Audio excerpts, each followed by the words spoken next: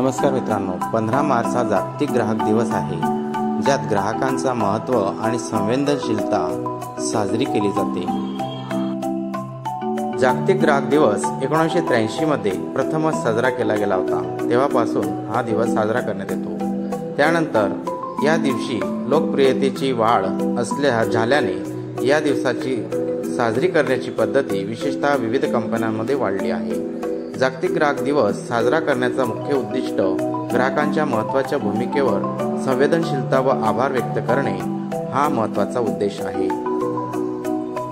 त्यात उत्कृष्ट सेवा, उत्कृष्ट उत्पादने, ग्राहक संतुष्टीचा महत्त्वाचा अभ्यास केला जातो। विविध प्रमोशन आणि आयोजने जागतिक ग्राहक दिवशी साजरा केले जातात। जगातील विविध देशात या पद्धतीने जागतिक ग्राहक दिवस हा साजरा करण्यात येतो।